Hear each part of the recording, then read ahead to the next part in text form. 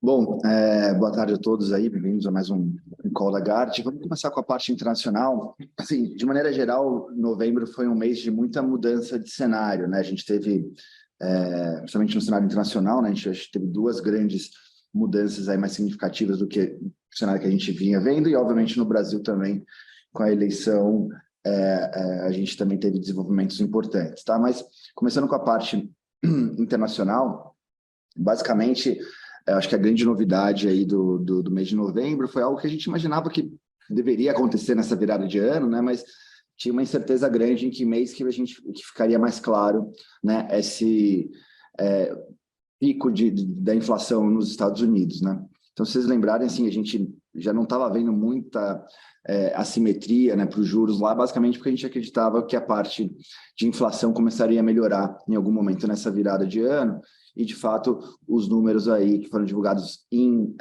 novembro, mas relacionados a outubro, né, vieram com boas notícias do lado da inflação. Então, se a gente olhar aqui o gráfico da esquerda, né, que mostra, enfim, as taxas mensais aí do núcleo de inflação no PCI, né, você teve uma grande desaceleração, obviamente que em julho aqui você também tinha um ponto falso, né, mas de maneira geral a gente viu em outubro de novo um número bem melhor, que trouxe, eu acho que uma luz no fim do túnel para o mercado, né, principalmente quando a gente fica pensando nas assimetrias em relação ao cenário de Fed Funds, né, deu, acho que uma acho que certeza maior de que você está mais perto do fim do ciclo.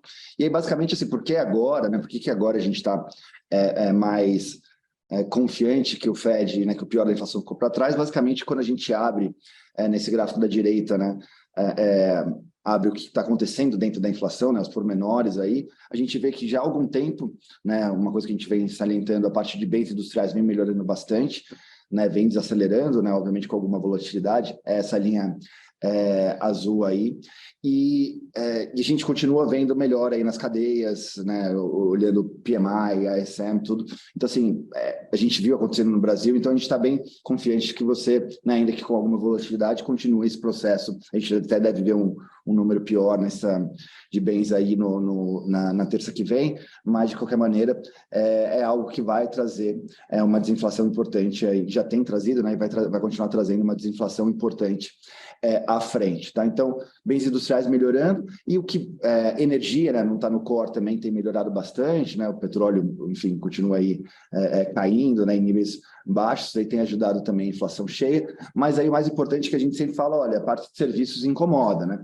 Só que aí o interessante é que tem duas dinâmicas dentro de serviços, né? Tem a parte de habitação, né, que tem muita coisa de aluguel e tal, que é justamente essa linha cinza aqui. Essa continua piorando, mas por questões metodológicas, né? Quando a gente olha, enfim, o que tem acontecido no mercado de imobiliário nos Estados Unidos, né? Os preços estão caindo, os aluguéis já estão caindo, mas por uma questão metodológica isso aí vai demorar para, né, aparecer no CPI. Enquanto assim, quando a gente olha todo o resto de serviços, né, os outros serviços, que é justamente essa linha preta, também você continuou vendo aí uma melhora enfim, da dinâmica aí da inflação, né? Então, existe uma preocupação do mercado de trabalho, isso daí que nos vai traduzir para a inflação de serviços, a reabertura, e o que a gente tem visto né, tá dando uma acalmada nesse negócio, e a única coisa que continua incomodando bastante é a parte de habitação, e aí por uma questão muito mais metodológica do que, de fato, uma pressão, acho que muito preocupante de inflação. Então, a gente vê uma desaceleração do core, vê uma abertura que dá uma certeza maior de que o pior ficou para trás do lado da inflação, né? A gente citava muito no primeiro semestre a tempestade perfeita de inflação. Então, quando a gente bota tudo isso na panela, parece que, de fato, o mercado está certo em olhar e falar, bom, então parece que existe uma luz no fim do túnel para esse grande ajuste monetário que o Fed fez, né? E isso daí eu acho que traz uma grande mudança do cenário econômico como um todo, né? A gente estava num ambiente que era dólar forte, juros para cima e bolsas para baixo, né? Aí você, eu acho que abre uma janela de oportunidade para um cenário melhor aí para os ativos de risco, né? Mas obviamente que assim esse caminho nunca é linear, né, e suave, né? Então o mercado vem tentando adivinhar esse tempo, né? Então deixa os mercados um pouco erráticos, né? Mas para a gente agora a gente está mais confiante que de fato que a gente imaginava que em algum momento ia chegar, chegou, né? Mas como eu falei, esse processo não é totalmente suave. A gente viu os dados de mercado de trabalho que foram divulgados na semana passada, eles foram mais fortes, aí, enfim, os mercados reagem a isso, mas na nossa cabeça existe de fato uma parte da economia americana que continua bem forte, né? Tanto o setor de serviços, né? E o reflexo disso daí no mercado de trabalho, que continua com salários um pouco pressionados, etc. Tá? Isso significa o que para a gente em termos de política monetária? Primeiro acho que o grande... acho que a urgência do Fed, né, é quando ele olhava uma inflação que ele não sabia onde ia parar, onde ia fazer pico, e isso fez com que ele tivesse uma reação muito forte na taxa de juros, né, e caminhasse aí para alguma coisa entre 4,5 e 5. Por outro lado, né, você controla a inflação desacelerando a atividade. No entanto, a inflação teve muitos choques primários, né? Então, uma parte disso daí vai se dissipar normalmente, e a gente tem visto isso acontecendo. Então, quando a gente vê uma inflação que está começando a melhorar, né, com uma atividade ainda forte, o que isso daí significa para o Banco Central? Primeiro tira a urgência, né, ou meio que o desespero de subir correndo. Então, o Banco Central americano deve desacelerar o passo para 50 e provavelmente acelerar de novo, né, desacelerar de novo no ano que vem para 25. Né? Então, a gente tem no cenário 50 mais 25 mais 25, que terminaria aí o Fed Funds entre 4,75 e 5. Tá? No entanto, com muito mais certeza ou convicção de que vai ficar mais ou menos nesses níveis, e você tira aquela simetria. Pô, será que vai ter que ser 6 o Fed Funds, 7? Que eu acho que era algo que deixava sempre uma espada em cima, né, no pescoço do mercado. Tá? Então, acho que essa é a primeira acho que takeaway que a gente tem aqui desse cenário de inflação. E do cenário de atividade, o que a gente vê provavelmente o Fed vai ter que manter essa taxa de juros nesses 5% por um tempo mais prolongado, né? Então, acho que a atividade ser resiliente, né, impede que a gente precifique cortes muito rápido, né? Então, acho que tem uma perseverança do Fed aí nessa política monetária em manter, né, ela restritiva por um tempo mais prolongado. Tá? Então, é assim que a gente tem, acho que visto o cenário dos Estados Unidos, que é o mais importante, e é essa mudança que, de fato, finalmente veio em novembro. Tá? E aí, acho que o importante para os mercados é isso. Quando a gente tira o Fed puxando esse carro de puxar juros, etc., né, para a gente, eu acho que essa janela para os ativos de risco, né, traduzido pelo menos para um dólar mais fraco, né, frente às outras moedas, e bem ou mal te dá um respiro para as bolsas, ainda que, né, elas...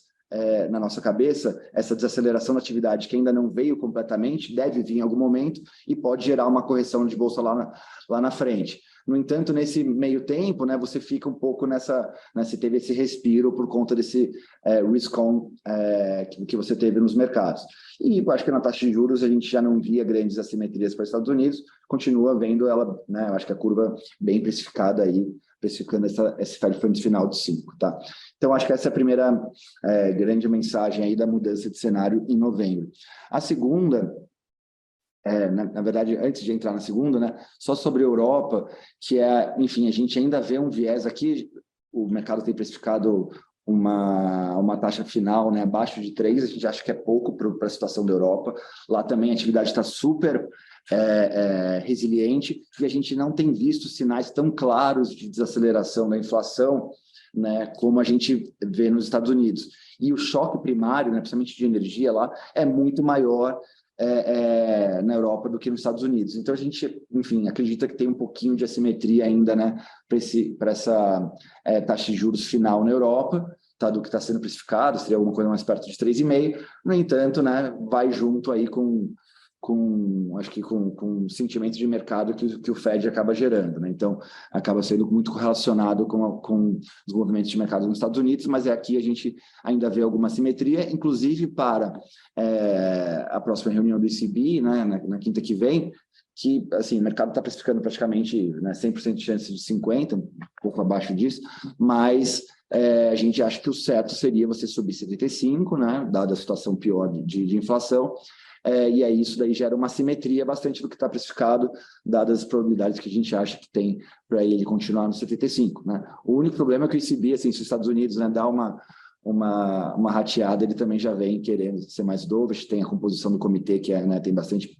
país da periferia bem dovish, então isso daí dá uma complicada, mas, enfim, a gente ainda vê uma assimetria dada a precificação de mercado na Europa, tá? E aí, para terminar a parte internacional, que eu acho que é outra grande mudança, que foi o comportamento das autoridades chinesas em relação ao Covid, né? A gente, assim, já imaginava que isso daí deveria acontecer em algum momento, no entanto, como a gente está passando, né, por uma onda muito forte, né, de casos de Covid, não imaginava isso, está no inverno lá, etc., não imaginava que seria este o momento em que as autoridades seriam tão enfáticas, né, tanto, acho que no discurso, mas também em medidas de você, de fato, dar uma boa flexibilização nessa política que era meio racional de zero casos Covid, tá? Então, isso também foi, eu acho que um desenvolvimento muito, né, que acelerou aí nas últimas semanas, né, e ajudou também você mudar um pouco do sentimento. Acho que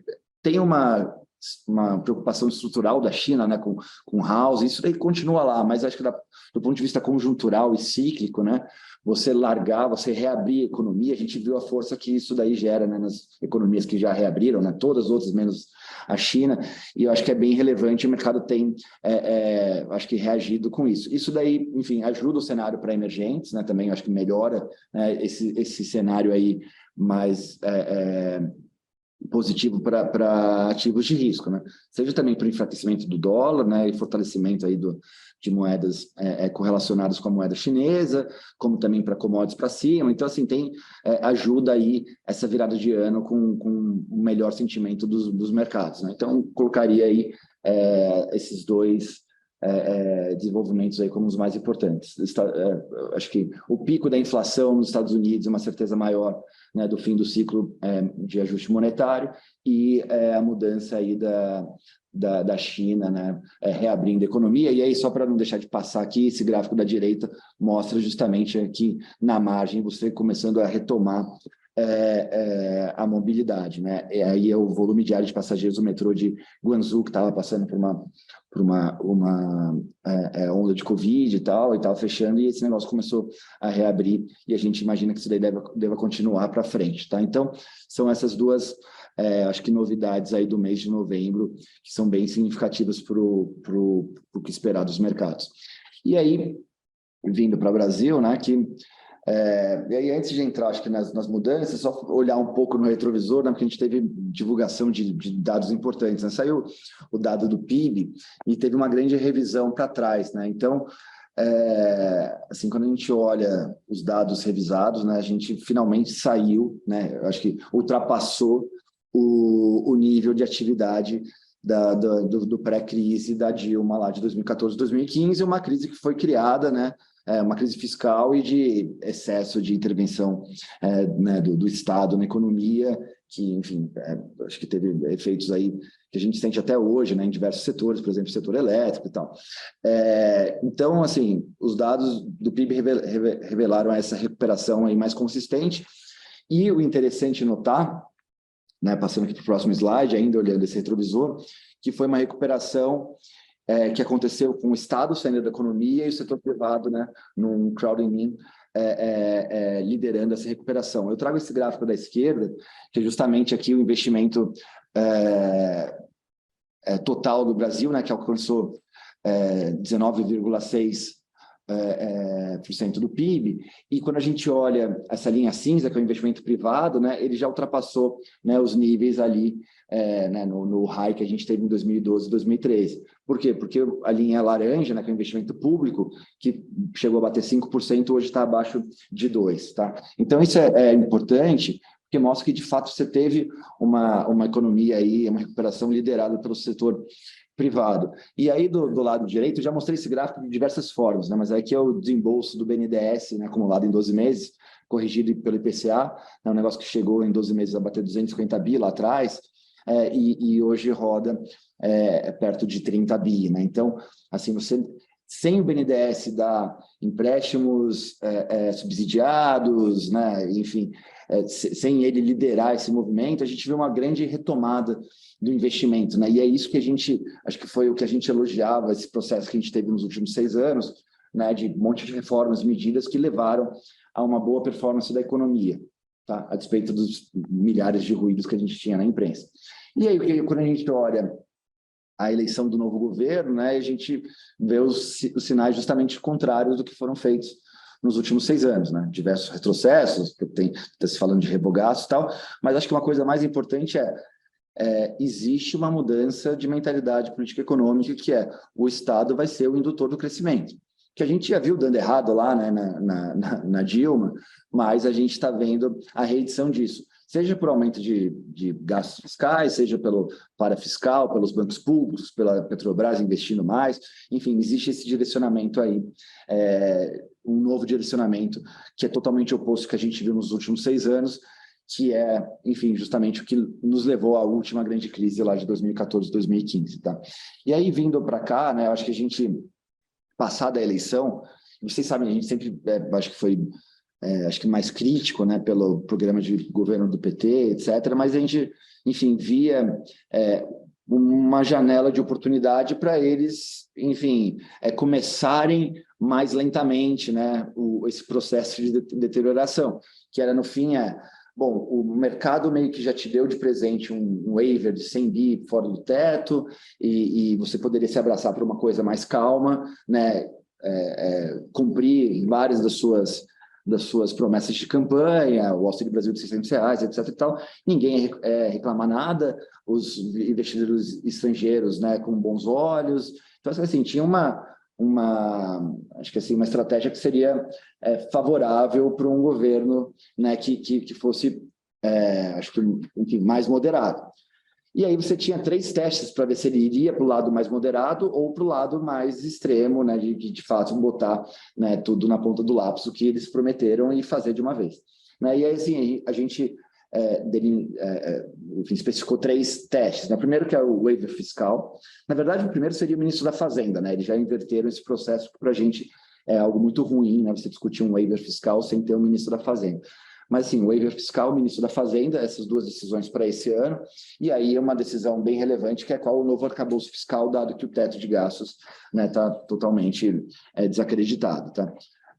E aí, o que a gente viu, né, naquele discurso do mês de novembro, tem um total desapego a, enfim, qualquer coisa que se assemelha a uma responsabilidade fiscal, né, colocando a falácia de que se tem um trade-off entre, enfim, responsabilidade fiscal e o social, etc. E você veio, assim, o governo veio logo, sem, né, nenhum pudor, mostrar que veio, que eu não ligo para as restrições orçamentárias, né, eu vim aqui para fazer uma política expansionista fiscal e parafiscal. Então, acho que assim, eles deram um sinal muito claro disso, né? E mesmo com o mercado dando, né, acho que um benefício da dúvida, no começo eles não quiseram deixar essa dúvida no ar e falaram, não, a gente não é um governo moderado, a gente é um governo que vai pisar no acelerador, e é isso que a gente acredita, né? Tanto que a gente viu essa última PEC como foi anunciada, tá? Então, assim, o que a gente olha, as decisões que estão sendo feitas estão revelando as preferências desse governo, né? Então, eles foram para um waiver de 175 bi, 200 bi, né? Esse waiver que foi aprovado na CCJ, no final, é um de 200 bi, né? Pode ser que o Congresso queira penalizar um pouco, mas o ponto a preferência revelada do governo eu não ligo para nenhuma restrição orçamentária, eu acho que está tudo certo, eu vou pedir o máximo que eu conseguir. E eles pediram no final, e pelo menos a CCJ conseguiram, esse waiver de 200 bi, que é os 145 bi, né, fora do teto, especificado lá, mais os 23 bi de receitas extraordinárias que você pode gastar com investimento, mais, né, um fundo do PIS/PASEP lá de coisas que não foram reclamadas nos últimos 20 anos, que tem 25 bi, somando tudo, praticamente você dá 200 bi fora do teto. Tá. Então, acho que essa primeira, você, assim, claramente já foi para um lado muito mais expansionista na primeira discussão. Muito provável que você vai escolher um ministro da Fazenda aqui, top, né, esse tipo e acredite nesse tipo de política, né, e que também dê menos importância para as restrições orçamentárias, e aí é só da gente imaginar o que vai ser esse novo arcabouço fiscal, né? Um governo que pensa dessa forma, né, boa coisa não vai ser. Primeiro porque você já parte de um gasto que é 200 bi acima do que seria, né, enfim, antes da nova PEC, né, e você está claramente fazendo o arcabouço fiscal para gastar mais, né? Só que o Brasil está numa situação que não cabe mais políticas fiscais expansionistas, né? Você deveria ter alguma discussão sobre como você vai financiar isso. É aumento de carga tributária, são outros cortes, é um redesenho de programas, e não existe nenhuma discussão sobre nada disso, sobre como financiar um aumento tão grande de gastos no país, tá? E aí, isso daqui é só uma parte, né? Que eu estou falando do fiscal já. Né? A gente tem que lembrar que também tem todo um aparato para fiscal, né? Como eu mostrei, o BNDES está lá emprestando super pouco, tem uma margem grande, né? Eles podem rever a TLP, eles já estão falando que vão pegar a Petrobras e ela não vai distribuir mais dividendo, vai ser um grande indutor aí de investimentos, né? Vão fazer a transição energética, ou seja, por onde a gente olha é mais gasto e fiscal e também mais para fiscal, né? E aí, assim, do lado do fiscal, né, não só você está dando mais estímulo para uma economia que está relativamente forte, o Banco Central está tentando travar, mas você está criando um grande risco de você ter uma crise fiscal muito significativa à frente, né? A gente está brincando com níveis de dívida que são muito perigosos. E aí, mesmo com hipóteses otimistas, né? Porque, por exemplo, esse waiver de 120 bi, sei lá, não me parece o mais provável agora, né? A gente está indo para um negócio de 200 bi. 120 bi mais uma regra de gastos de IPCA mais 1%, tá? Então, é um teto de gastos que é só ajustado. E um aumento forte da carga tributária de 1,2%, a gente chega nessa linha roxa aqui, que é uma dívida crescente, que você acaba ali em 2030 com 95% do PIB. Isso daqui é a nossa hipótese mais otimista, tá? Quando a gente vai para waivers maiores, né, e um teto de gastos mais flexível ainda, mantendo ainda um aumento de carga tributária de 1,2% do PIB, né, você está indo para dívidas acima de 100%. Esse governo, inclusive, quando a gente lê a PEC, né, tem lá falando que não existe restrição orçamentária, que é só o governo gastar, porque o multiplicador vai fazer com que as receitas subam, ou que você não pode ter uma crise fiscal porque a dívida está denominada em reais, né? Então, no final, você consegue emitir para pagar a dívida. Esse é o nível da discussão que a gente está vendo, né? Então, é impossível não estar totalmente preocupado com o futuro fiscal do país. Tá? Então, aí só para terminar, assim, a gente se preocupa muito, né? Eu acho que assim, o nível da discussão está horroroso, você está indo para um negócio que qualquer simulação te dá números assustadores, e parece que não tem ninguém lá falando, olha, cuidado que pode dar problema. Então, esse cenário é um cenário que, para a gente, o Banco Central não tem nem como cogitar algum corte de juros ano que vem, né? Então, a gente era até otimista, né, com corte de juros antes, né, da eleição, porque a inflação que, de fato, vem caindo bem, né, os núcleos estão caindo, etc., mas eles vão jogar isso fora, fazendo um grande estímulo fiscal, e o Banco Central, e criando muito risco fiscal. Então, o Banco Central não vai conseguir cair os juros, e depender do que pode vir aí nesse novo arcabouço fiscal, a gente pode estar discutindo seriamente subir os juros. Eu acho que, por enquanto, o Banco Central está confortável, né, em sinalizar que não vai cair os juros, isso daí já é um aperto monetário. No entanto, enfim, a situação é tão periclitante que a gente pode estar discutindo dominância fiscal daqui a um tempo. Então, assim, acho que a gente tem que estar muito atento. E aí você fala, pô, mas esse cenário é tão ruim, por que o mercado não está explodindo? Eu acho que existe, nesse primeiro momento, acho que um movimento lá fora, né? Toda essa parte dessa janela de melhor para ativos de risco que se abriu, eu acho que isso daí dá uma anestesiada. Mas, assim, o final da história a gente viu isso em 2014 e 2015, né? E para a gente está sendo assustador igual, né? Então, acho que a cabeça aqui assim, ter muita cautela, porque o cenário está muito complicado aqui dentro e a gente não está vendo nenhuma luz no fim do túnel que fala, não, mas pelo menos isso. Não, todas as discussões estão indo para um lado muito perigoso, tá? Mas aí eu paro a minha parte aqui e passo para o Calabrese continuar nosso call.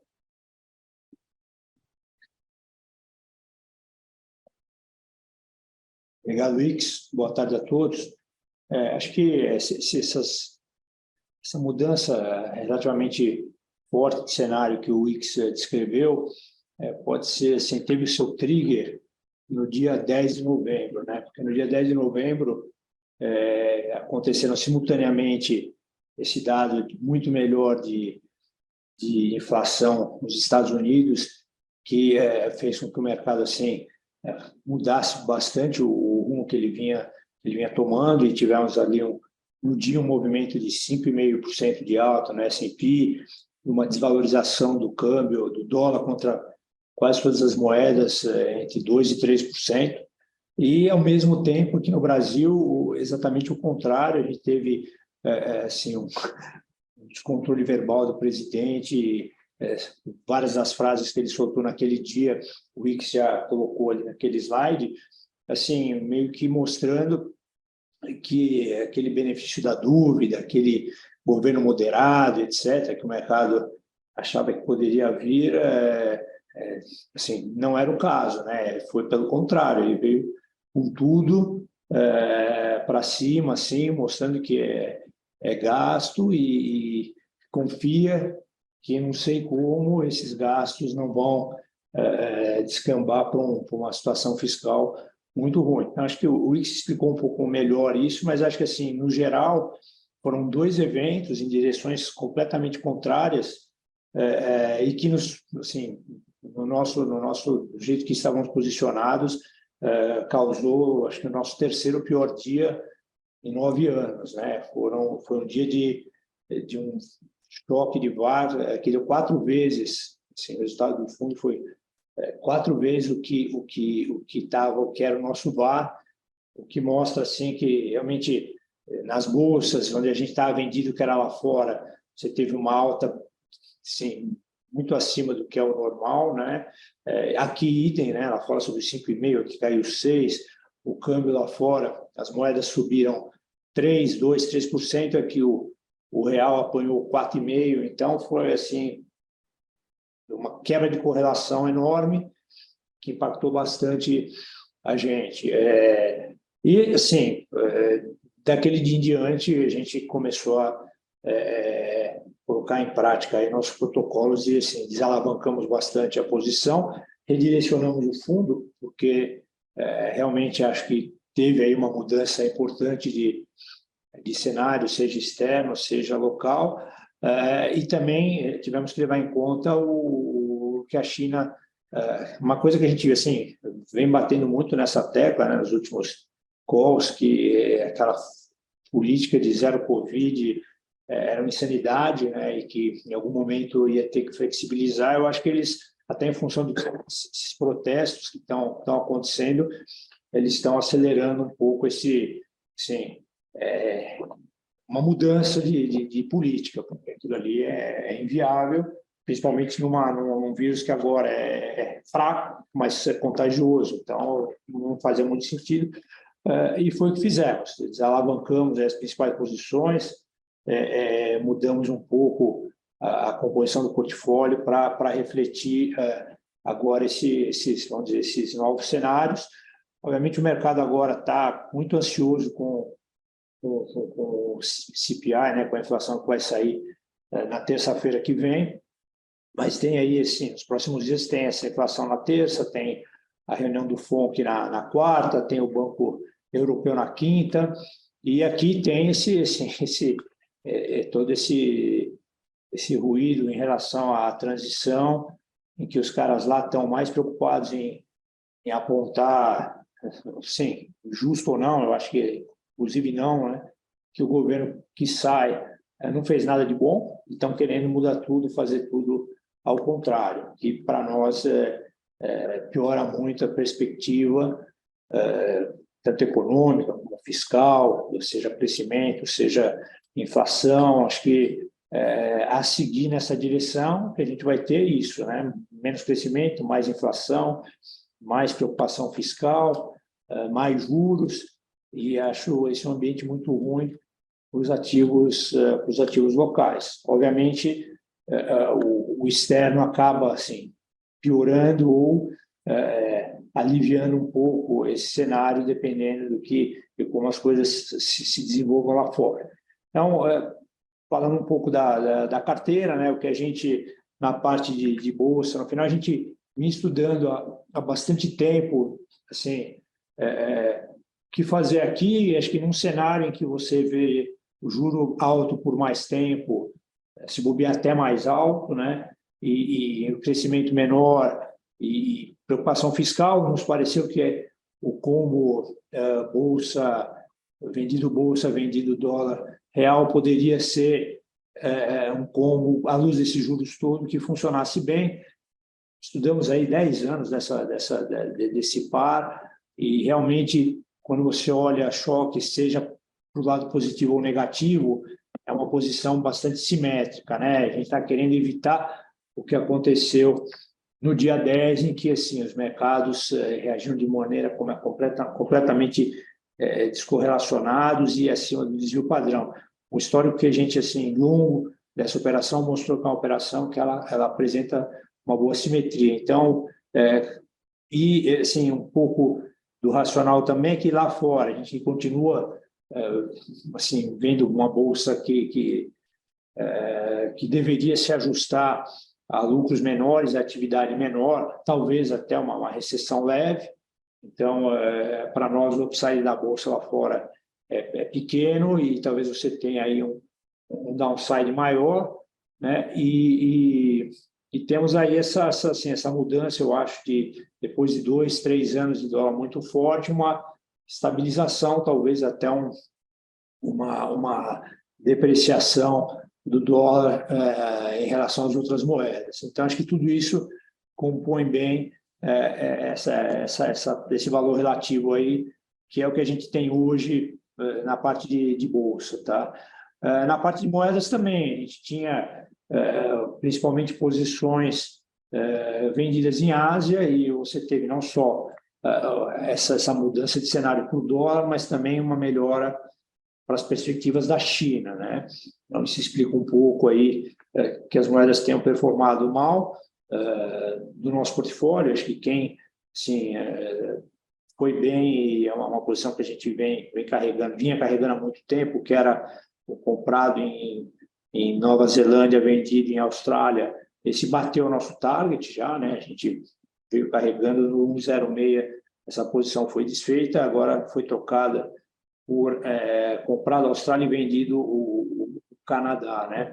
E também já começou a andar na direção esperada, mas assim alteramos um pouco a nossa posição de Ásia. Agora estamos comprados na Tailândia, estamos um pouco comprados no Japão, e China estamos comprados mais porque na posição anterior, que era comprado o dólar, a gente foi fazendo delta hedge, eram opções, com o dólar caindo, a posição automaticamente foi ficando comprada em China, e a gente deixou essa posição comprada continuar. Então, hoje, fica aí essa posição um pouco mais positiva para a Ásia, fica esse par do Audi contra da Austrália contra o Canadá, né? E temos um pouco de euro comprado, e aqui é mais com relação à próxima reunião do ECB, né? A gente acha que já está precificado 0,5%, tem 0,53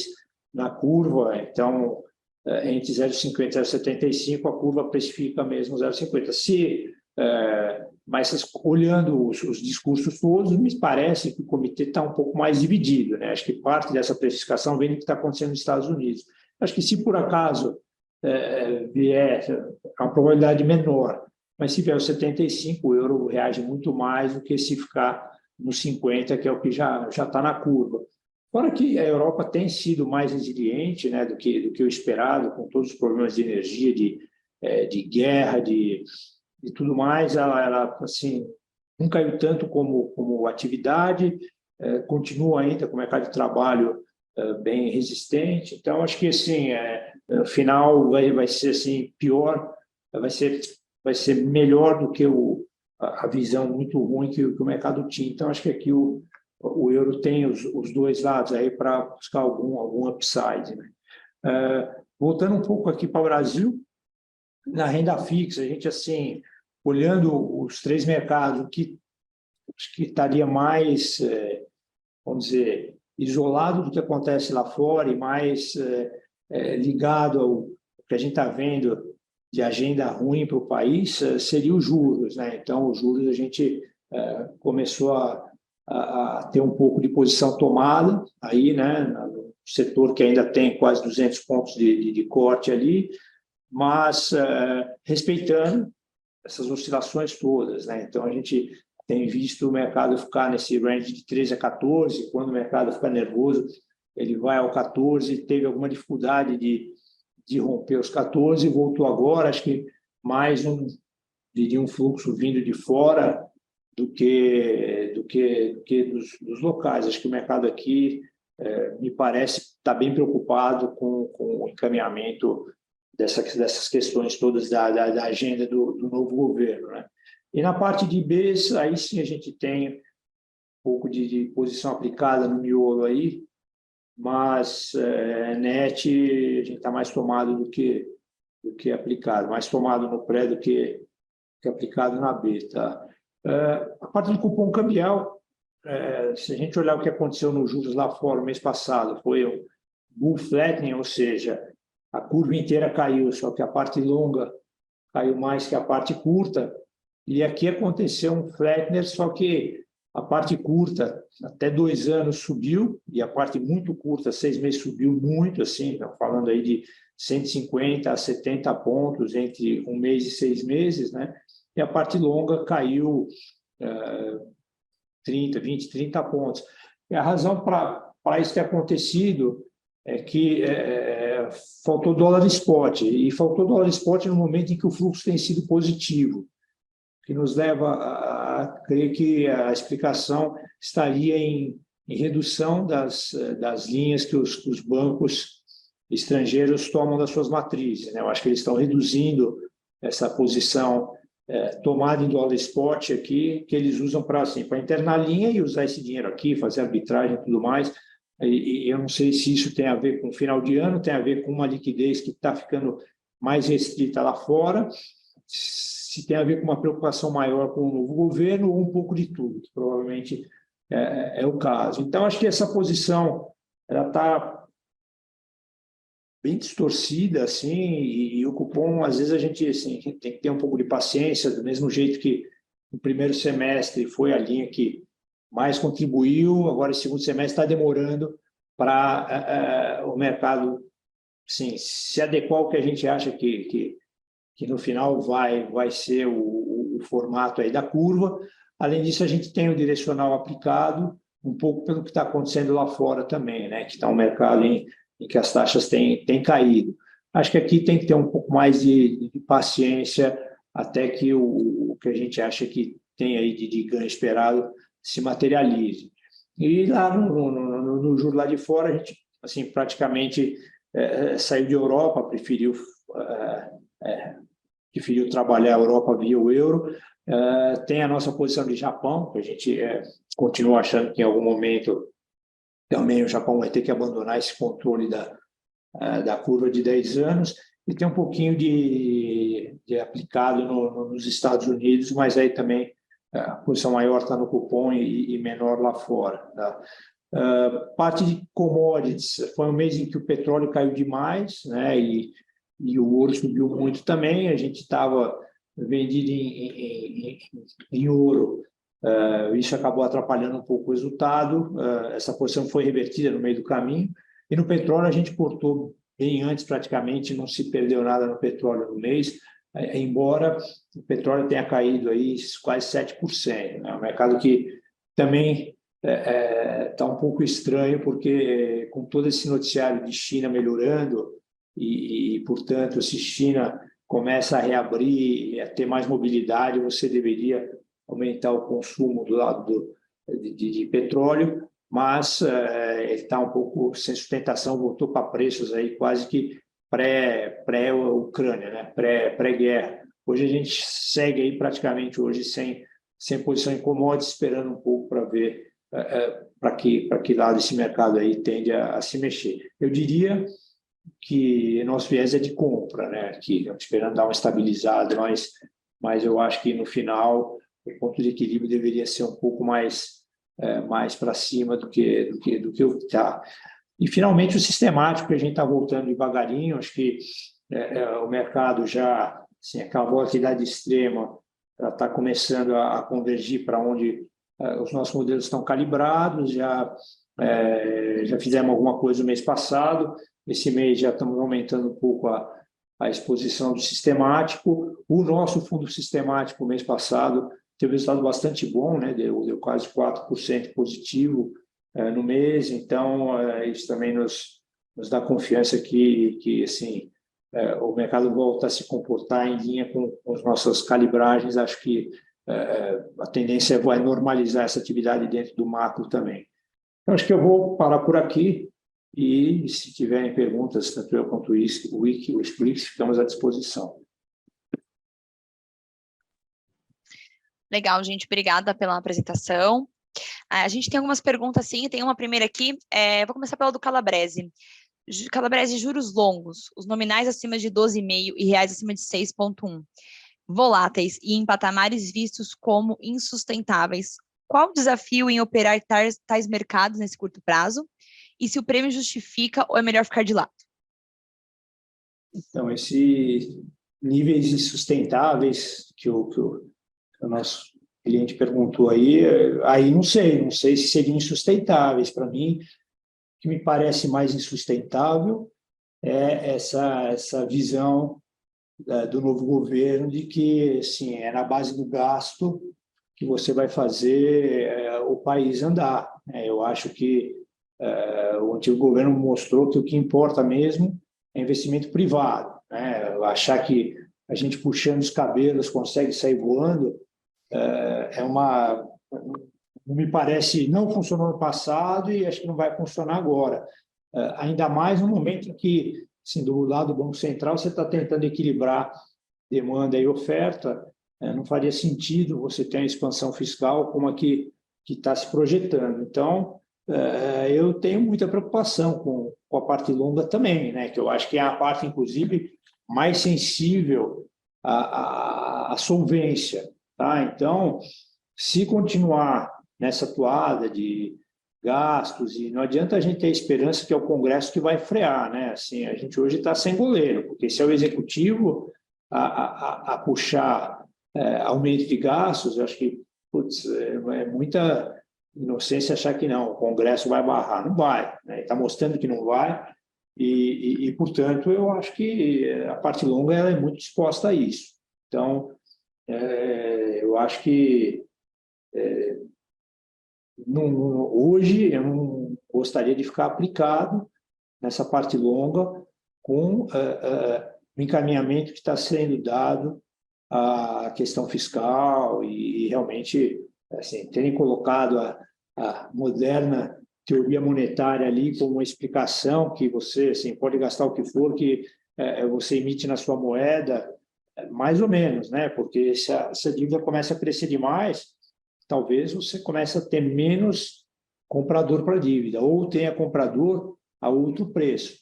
Né? Então, é uma dinâmica muito ruim para os juros. Ao mesmo tempo, eu concordo que, assim, se a gente pensar que a inflação vai ficar em 5 e o juro em 13, parece um juro real absurdo. O problema é que, se você fizer uma expansão fiscal agora, me parece que a inflação que estava tendendo a se estabilizar pode voltar a subir. Né? Então, tem muita mágica aí.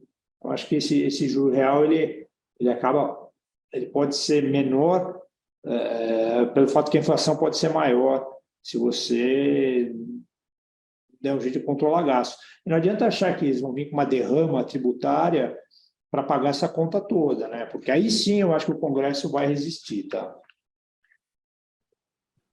Perfeito, Calabrese. Wix, a gente tem agora uma outra pergunta sobre crédito e atividade. como você tem visto os dados recentes de crédito à família, como a inadimplência, os spreads, créditos de carteiras, perdão, crescimento de carteiras, e os impactos nas atividades, em especial no setor imobiliário e auto. A contratação pré-contratada para 2023. Acho que está pré-contratado para 2023. Contração, né? Pré-contração. Contração, perfeito, isso mesmo. Os dados de crédito já estão mostrando uma piora, né? A gente, assim, vamos lá, os spreads vêm aumentando, né? As taxas de juros estão aumentando e a inadimplência já está reagindo, né? E as concessões também na margem já estão caindo. O que não aconteceu é que a parte de direcionados, né? Eles ainda vieram fortes, teve esses incentivos a crédito direcionado, mas eu acho que sim, assim, acho que a política monetária está funcionando e você está criando aí mais um vetor para desaceleração, né, via o mercado de crédito. E os setores mais, acho que sensíveis à taxa de juros, né, que é o alto e imobiliário, acho que vão sentir. No entanto, a gente tem que entender também qual que vai ser o direcionamento desse novo governo, né? Então, acho que a parte de direcionado vai dar uma bombada aí com esses caras. Inclusive, eu estava falando na minha parte da TLP e do BNDES, né? Já saiu uma notícia aí do pessoal criticando, o mercado criticando a TLP e tal. Então, assim, vai ter, eu imagino que vai ter uma marcha forçada em alguns setores. Por exemplo, Minha Casa Minha Vida, eles estão falando, então eu acho que tem que readequar o pensamento porque a gente via lá atrás, né? Que é menos mercado e onde vai estar o direcionado aí, que provavelmente vai ser feito com os bancos públicos e BNDES, tá? Então, acho que tem um game aí de mudança de composição. No entanto, olhando o macro do mercado de crédito, ele está, assim, contratando uma piora, e como a gente não vê queda de juros tão cedo, né? Então, acho que esse freio de mão segue puxado para frente e deve ser pior para a atividade, principalmente em setores mais sensíveis à frente. Perfeito, eu até vou colocar uma outra pergunta que tem um participante que trouxe, que acho que faz sentido com essa questão de juros. Se no cenário atual, se a PEC passar do jeito que está sendo encaminhada, se a gente acredita que podemos ter uma Selic acima de 15%.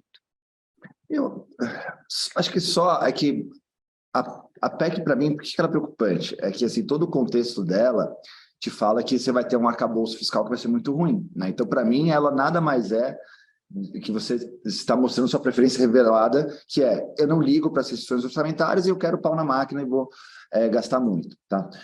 Eu acho que a Selic acima de 15 pode acontecer depois que você, de fato, concretizar ou caminhar para esse arcabouço fiscal pior, né? Acho que só a PEC, do jeito que está, que, assim, o 3,75, imagina que, assim, é só essa PEC e o teto de gastos, você não muda o teto de gastos, ele continua reajustando pelo IPCA, assim, acho que isso daí, você não precisaria, a PEC por si só não faria você ir para a Selic a 15. No entanto, como a PEC é só uma etapa para um negócio super importante que a gente vai ter, que o novo arcabouço fiscal, eu acho que é ali que a gente corre o risco. E, pelo visto, como eu falei, vai ser uma regra fiscal que é para gastar mais, né? Então, não deve dar certo. Perfeito, obrigado, Mix. Calabrese, a gente tem só mais uma pergunta, só para repetirmos nossas posições em moedas e bolsa, por favor. Tá, com a posição em bolsa, vendido Bolsa Brasil, ajustado ao VaR, vendido em dólar real também, tá? É um combo. Na parte de moedas, a gente está comprado em euro, comprado em CNH, comprado em Thai que é a moeda da Tailândia, e comprado em iene.